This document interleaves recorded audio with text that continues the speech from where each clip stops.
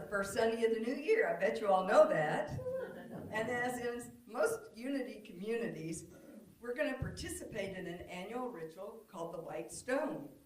And if you're new to Unity, the White Stone ceremony is a spiritual ritual that symbolizes new beginnings, personal transformation, and the opportunity to receive a new name, a new word, a new quality, or a new intention. What a wonderful way to begin this new year. I've been so excited. I've been like, settle down, settle down. They need to be able to hear what you're saying, but I hope you can feel the electricity and the vitality that I have around this ceremony. I really love it, and I hope that you do too. As we embark on this year-long journey of intentional living, the White Stone is our first step of our quest. As Reverend Val's new blog, if you haven't read it, do. It'll make you as excited as I am today. In a world that often feels chaotic and fast-paced, the concept of intentional living offers a refreshing perspective. It encourages us to take a step back, to move inward, and discover our true selves, our purpose, mission, vision, and goals. By aligning our daily actions with our deepest values, we can create a more fulfilling and meaningful life. Let's explore how this inward journey can lead to a more intentional existence. Sometimes I wake up and I feel strong. I can be the eye of the storm. When I wake up and see anything come across my social media feed that's disturbing, or something happening in my personal life, I can sometimes be strong and stand firm.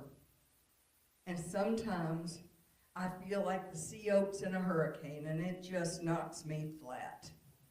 So I'm really looking forward to this year of practical tools that will help be our scaffold for the year, that will help us, show us the way forward on our individual unique paths. So whatever you can come to and join in this year, our year of intentional living, I invite you to do so. I hope that each of you feel a little or a lot lighter because you've been doing the work that Denny talked about last week, releasing what we don't want to carry into this new year. And when listening to her, it reminded me, we are the doorkeepers of our lives. We are the doorkeepers of our lives. What we let in and what we let go of is completely up to us. I alone am responsible for that. You alone are responsible for that. And I rely on wisdom and guidance to help me figure it out, because sometimes I have a blind spot to something that's holding me back, and I might not even realize an untruth that's been laying there covered up for quite some time. And I realize also it's not a one and done deal. It's an ongoing task, just like taking out the trash or throwing in another load of laundry. It's all part of the human process. I'm going to talk a little bit today about how changing a word can change our perception. And there's one that works here. This work that we do is not a chore. We get to do this. We are blessed through the process. And you can chart your growth and evolution by the important work that you get to do. How many of you have gone through the process of writing down resolutions for the new year? Well, it might have been, I'm happy if it worked for you. But not so much for me. Because for me, that word feels like I'm in a class where I'm going to get either a pass or fail grade.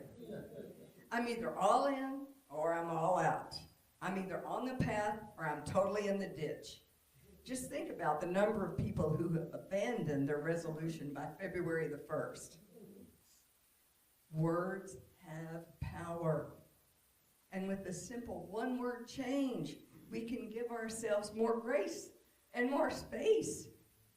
Change the word, I suggest, from resolution to practice. Let's see if you can feel the difference in these statements. I will exercise 5 days a week, by gosh.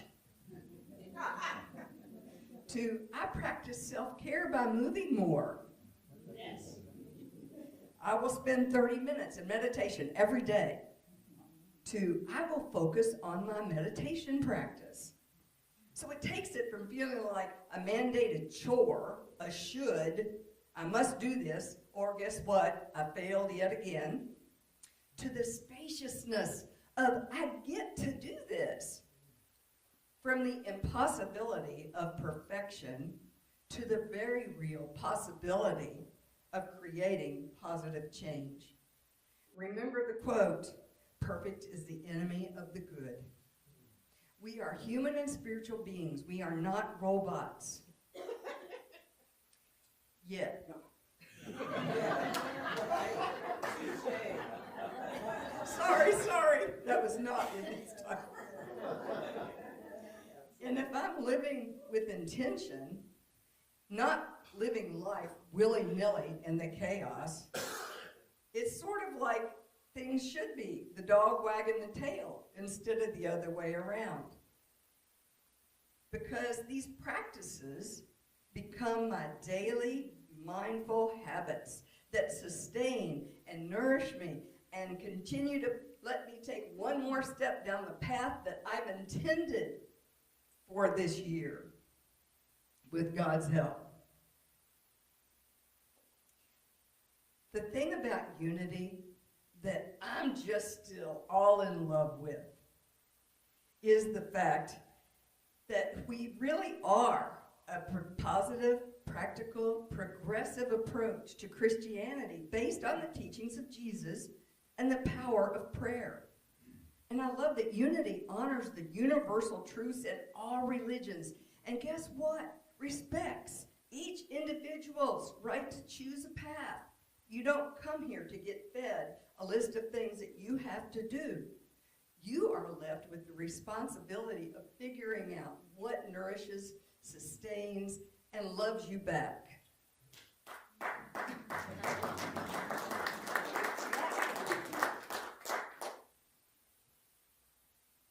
Unity means it when they say practical. That all of the spiritual tools and practices that we have access to and the ones we invent ourselves are life-changing if we use them. Martha Creek, in her article, The Energy of New Beginnings, I'd like to share with you this morning.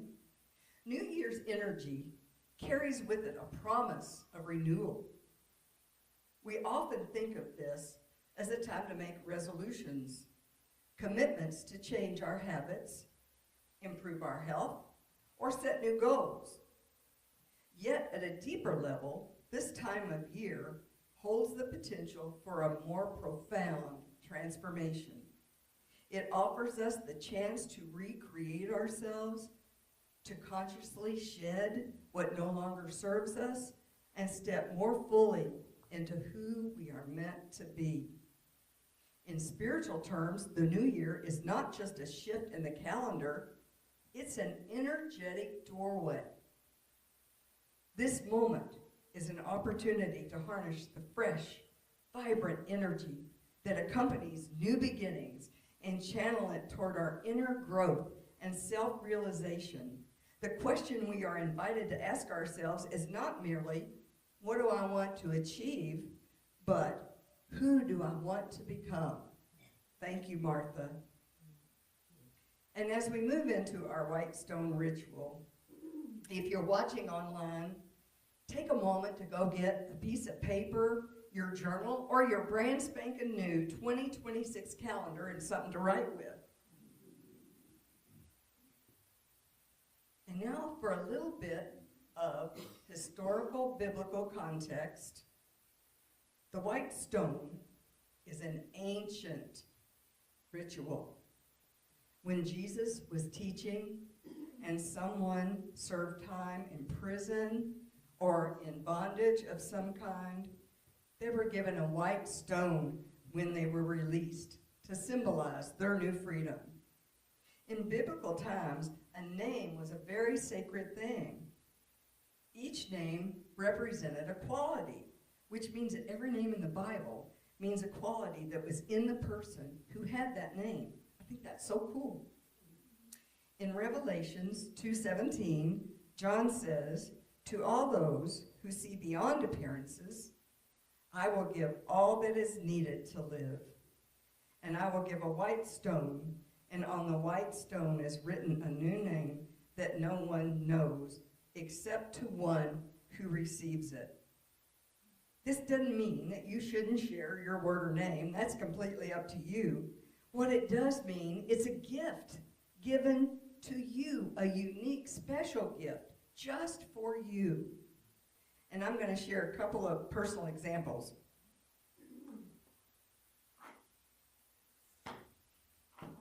A good, talented friend of mine, whose first name is Elaine, painted this box as a gift for me, and that's where I keep my white stones.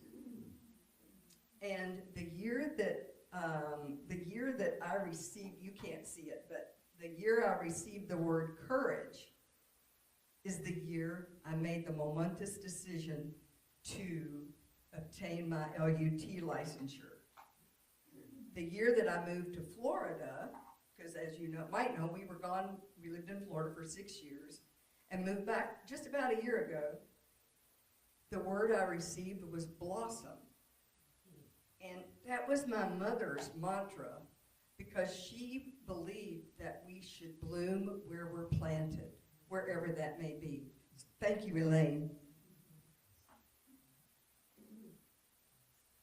Before we go into an abbreviated time of meditation to reveal our word or name, it's important to know. I mean, truly, in your bones, please know this. It's not about striving or trying to figure out what the word is. It's more about allowing, letting something bubble up, percolate, something to discover. And please know that you may not immediately get a response or sense a response. Everybody's timing is different, and that's okay. Sometimes it's a week before I know what my new word is for the year. Trust that it will bubble up to the surface of your consciousness in the next few hours or days. And sometimes it reveals itself when you least expect it, as you're taking a walk, or you're in the shower, or you hear it in a song, or you read it in a book. No worries, you're in good hands, because you know what? Spirit has unlimited ways to communicate. Spirit has unlimited ways to communicate. Some questions to ask yourself that may be helpful. If your hope for yourself in this new year could be encapsulated by one word, what would that be?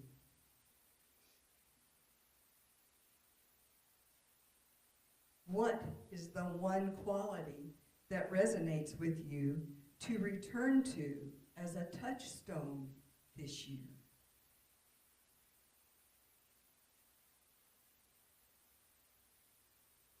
What gift is yours to discover at this point in your journey?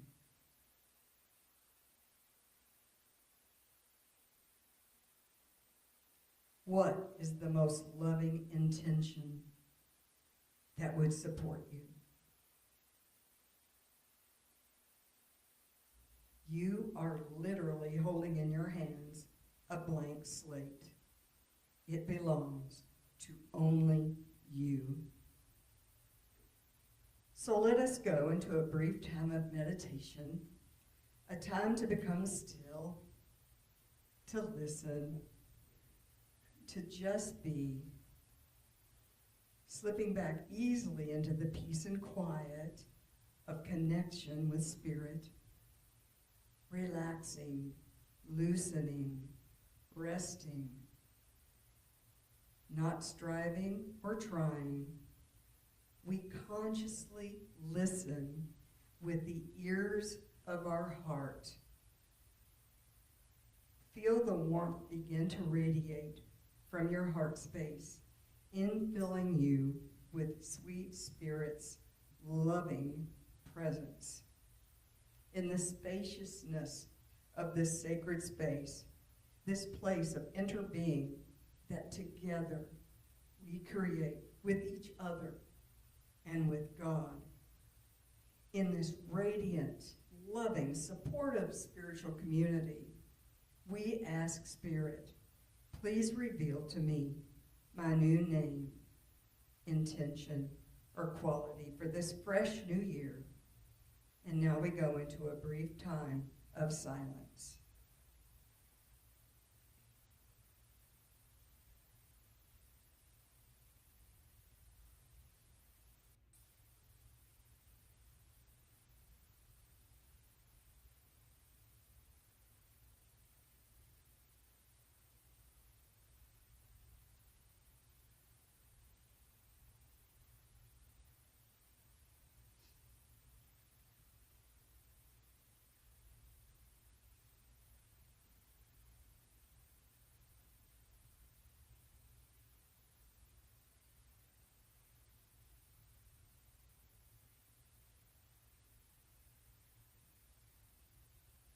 We give thanks for this blessed gift, which we carry with us, not just on these wonderful white stones, but in our hearts. If you sensed a word, intention, or quality, please take a moment to write it on your white stone now. And remember, it may reveal itself in the following hours or days.